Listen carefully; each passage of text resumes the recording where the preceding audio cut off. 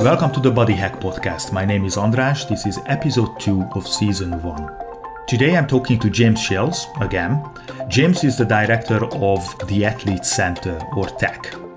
This is an autobiographical conversation because I was trying to find out more about the history of James. And also we are going to find out what is the perfect workout in hell.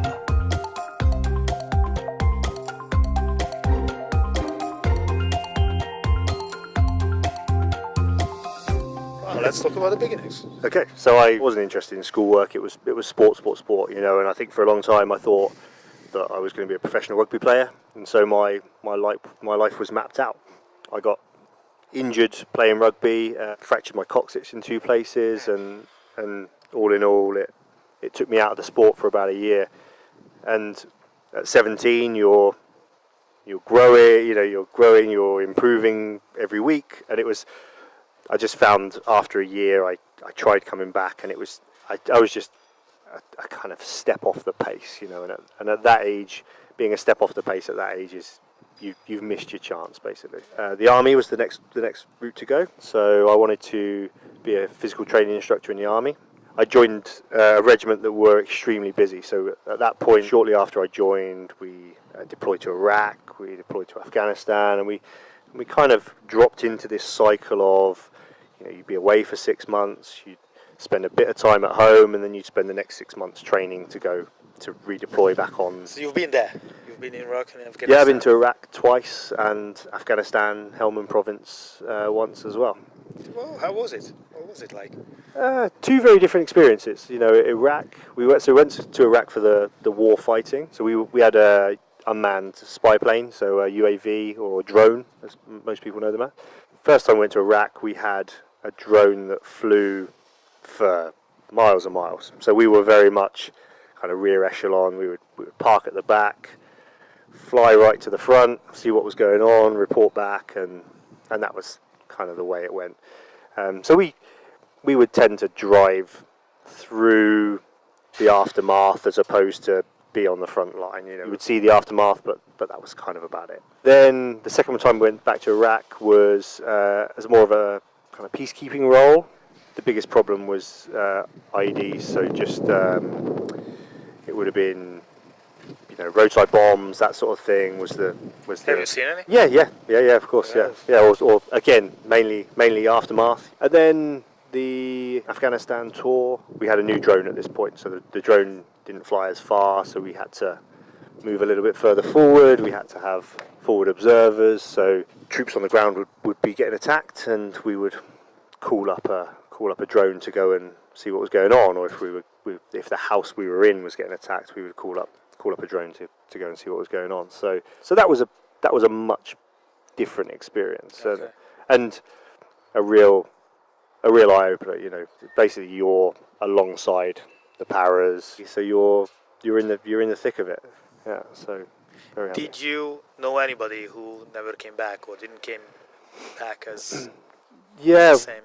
A lot of guys didn't come back the same. We had a very good sergeant major who lost his arm. It was fairly early on.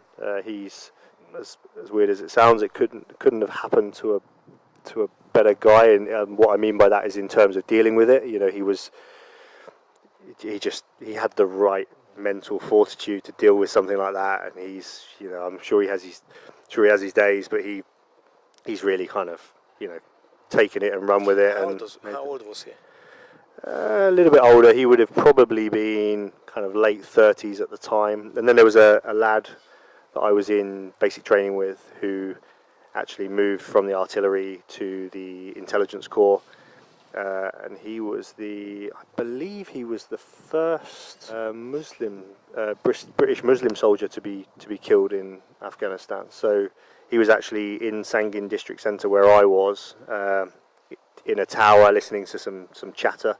I think they were under mortar attack at the time, and a lucky mortar hit exactly where they were, and that's kind of the way it goes. So, how many of the coaches and the members here do know this story? You don't talk about this really.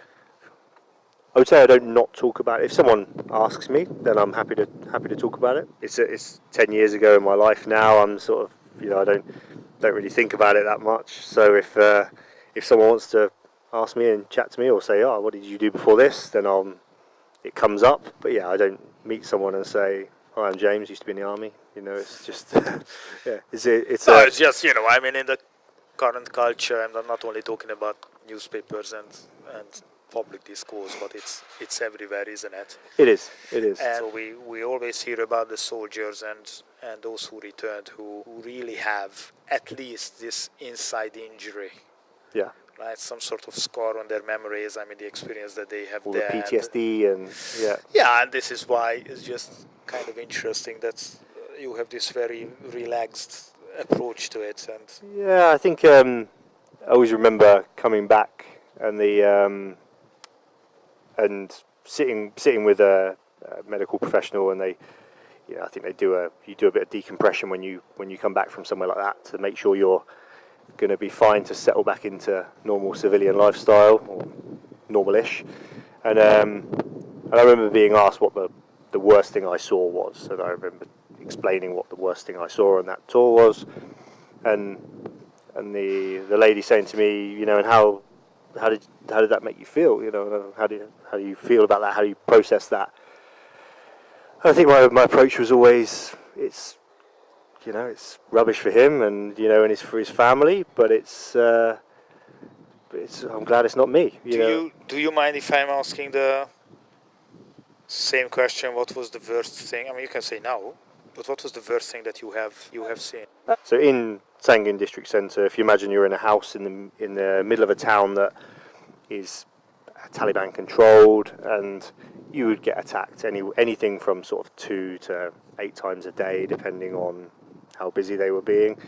And on this one occasion, we were getting mortar attacked, and a guy stepped out of an OP, and at this point didn't have his helmet on, but sort of stepped out, went to put his helmet on. Mortar landed in front of him and took half his head off. So it was. I think it's pretty clear to all of us that he wasn't going to make it, but the medic starts working on him anyway, and so you've got a guy there with half a head who's being worked on, and that was. Okay, so after the army, I came back from Afghanistan, and I think within about 2 weeks I was on my personal training course, sort of 6 weeks I think it was, in Trowbridge, learning to become a personal trainer. From there I found myself in Oxford, very lucky to get a job at a commercial gym in Oxford that was probably in the wealthiest part of Oxford. And I worked there for, I think, about 4 years, learning off the guys around me, learn off each other. I kind of went in with this slightly military approach, which then soon I realised that wasn't what people wanted. Can you demo this for me? Yeah. So let's imagine I'm crawling now under some barbed wires or whatever I have to do. So what does it sound like? Give us a demo. I always remember, actually, if I take back to my class, I always remember, for whatever reason, I had a bad day or whatever, and I remember thinking, the class just weren't working hard enough for me, and we've been slogging them for sort of 20 minutes or whatever it was, and typically we would stop, we'd have our orders, and I'd shout, "Stop!" And then they would stop, and then I would go, "Right, grab some water." And I remember this one time just, am I allowed to swear? Yeah. Oh yeah, go ahead, please. I love swearing. Yeah, and I remember saying, "No, stop!" And I remember saying, "Right, hold your hand like this," in a kind of holding a cup. And then I said, "Now do this," and implying kind of drink the cup. And they all did it. And I remember shouting, "That's the closest thing you're going to get to a fucking drink of water. Now get back and do it again." And we just, went crazy at it again. And I remember this guy coming over to me and being like, "Yeah, we might need to chill this out a little bit." I think there was about 3 or 4 guys who loved it and came every week. And then there was two or three guys every week who would try it and never come back. So it wasn't for everyone. It wasn't for everyone. But do you ever feel the urge today here? Less so now. Generally, we're not preparing you for battle. We're trying to improve your fitness, improve your lifestyle. We also want you to have a positive experience, and we want you to enjoy being here. So I think if we take the average person who comes into our gym and we shout and bawl at them, they might come a little bit, but ultimately they're gonna. I don't need this. I'm not, what am I doing this for? I'm doing this because I want to lose 10 pounds. I'm not doing this because I want to go and fight a guy in the corner, And I think you have to be adaptable enough to apply the tough love at the right time to the right person. Do you do that on the competitors' class? Probably the next step up. It might be, okay, we finished the session. We're now going to do 20 rope climbs for time, and they're on their backs, kind of going, I don't want to get up. We're going to do 20 rope climbs for time, and they'll do it. I'm not we wouldn't ask them to do anything we can't do ourselves or wouldn't do ourselves. Let's imagine that you are put in charge of hell. You have to design the eternal M-rap. Yeah. So what are the exercises? I have a few choices that you can have here. Burpee box jump overs or rope climb? Burpee box jump overs. Why? No one likes doing burpees, and ultimately you jump on the box and you've got to get down and do another burpee, and it just spikes your heart rate. Yeah, that must be terrible. Okay, overhead squats or reverse hypers? Overhead squats. Again, just leg fatigue. I think there's nothing like leg fatigue. If your legs are screaming and you've got to get the bar overhead, shoulders are screaming, and you've got to get down the squat. You've got 50 reps to do. You've done 20, and you feel like you can't do more than 2. It's a long way. Oh boy. Assault bike sprints. Whatever the second option is here, it's assault bike sprints. I can't imagine you're going to say anything after that. That's going I wanted to say rower. Assault bike sprints. Yeah. And actually, I'm quite liking this AMRAP. So if maybe this is something we could do with the comp guys next week. So what was it? Burpee box jump overs, overhead squats, and assault bike sprints. Yeah. Okay. Yeah, you can be for free. I designed it for you. Fantastic. So let's go with 20 burpee box jump overs, 10 overhead squats. We'll increase the weight slightly. Then we'll do a 20 cal sprint on the bike with a 1 minute rest afterwards. So you get 1 minute to recover before going back, just so they can go a little bit harder all the way through. And we'll go 5 rounds. 5 rounds for time. So next week's comp class is a tour in hell. Tour in hell, yeah. Okay, and we reverse all the rest for the purgatory. Yes. Rope climbs, reverse hypers and rower. Yeah, that can be their rest afterwards. Okay, fair enough. James, thank you very much. Thank you. It's a very interesting story. I know that you were in the military, but I didn't know that Holy Rock tour and Afghanistan tour. I mean, that's obviously. Yeah, long time ago. Okay, thank you very much again. Thank you for having me.